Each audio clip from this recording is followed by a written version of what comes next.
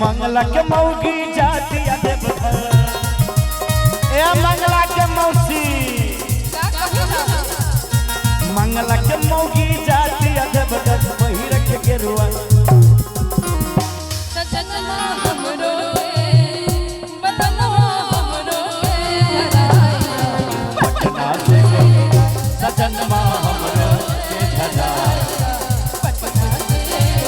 मंगला के मौगी जाती देवघर वही मौसा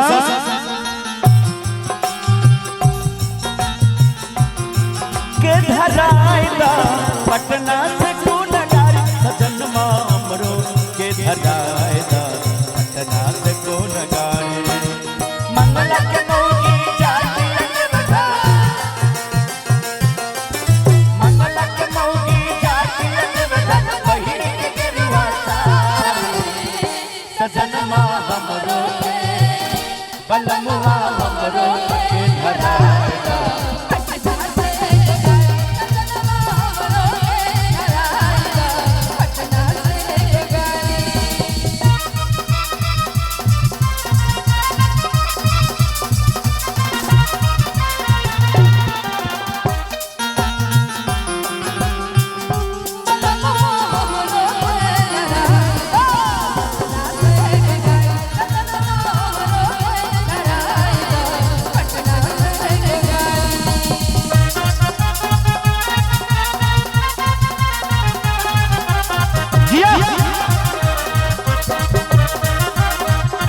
कैमरा से हटे के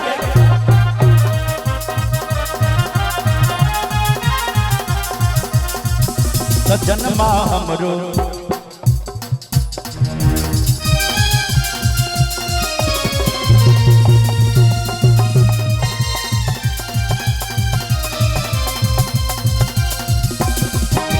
पिछला सावन बीत गइल बा नहीं जाई देला हमरा के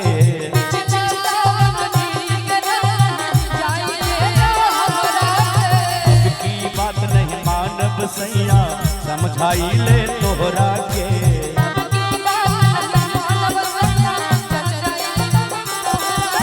पिंटू के मौसी जाती देवघर पिंटू के मौसी जाती देवघर पहिर के गेरुआ साड़ी सजन माँ हमरो के बलमुआ हमरो के धराइला सजन माँ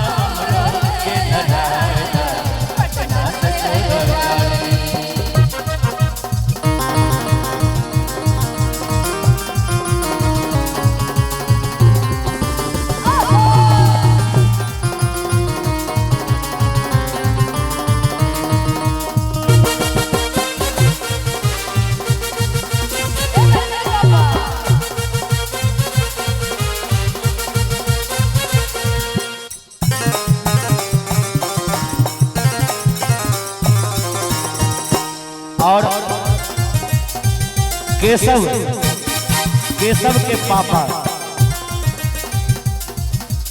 केशव के पापा की तरफ से 111 रुपया के पुरस्कार है। बहुत बहुत धन्यवाद।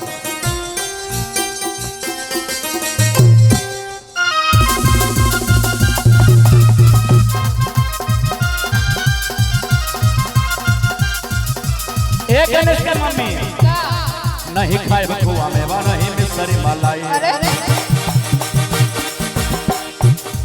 नहीं खाए बकुआ में वा नहीं मिसरी मलाई नहीं खाए बकुआ में वा नहीं मिसरी मलाई ले पानी है तमीज के किया दाना एक गणेश के मम्मी बस पाभर भाग किया दाना एक गणेश के मम्मी बस पाभर भाग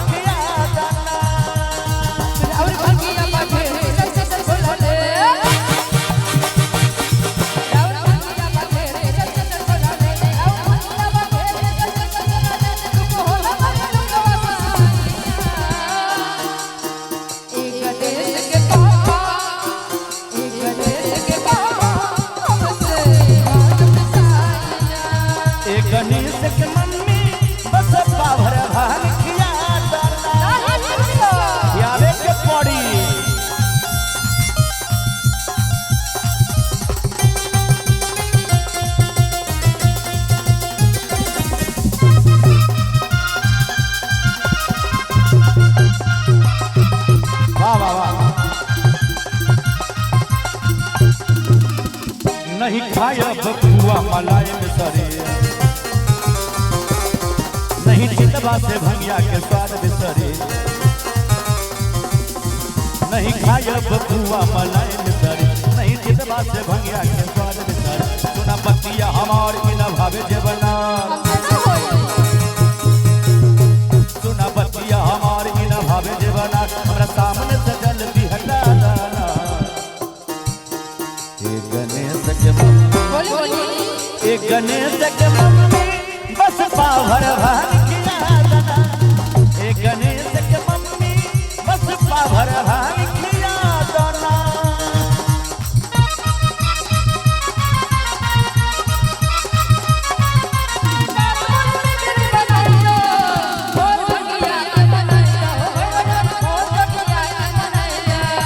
बात मोरी भी गरी बनाई दा हो भैरवनाथ, बात मोरी भी गरी बनाई दा।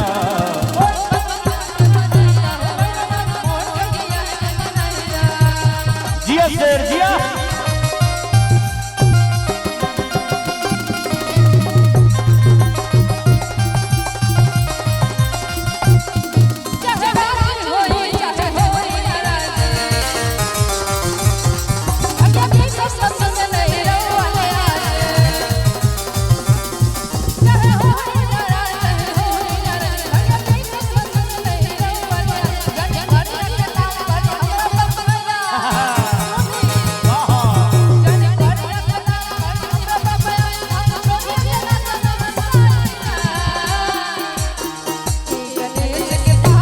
बोली ना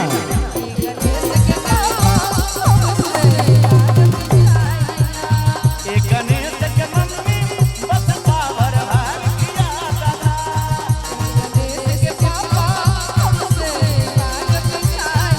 अरे खियावे के पड़ी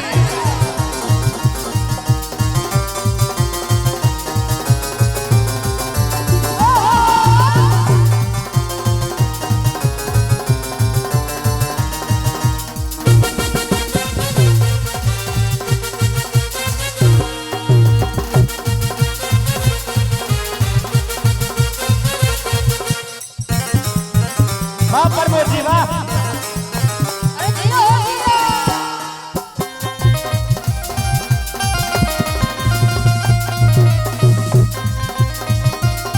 ए प्रमोद भैया अच्छा अच्छा भंगिया न देबो त गाजा मलो, काम मेहनत के काम बाजल दिखलो। अच्छा भंगिया न देबो त गाजा मलो, काम मेहनत के काम बाजल दिखलो। मोटे कहावत लम लेके आवा मारे लो,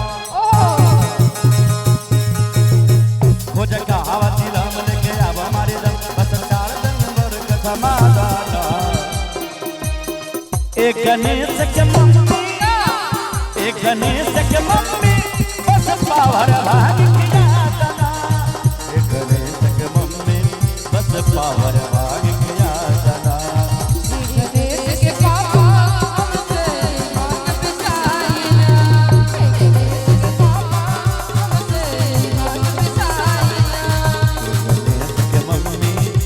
पावर भाग खिया दाना।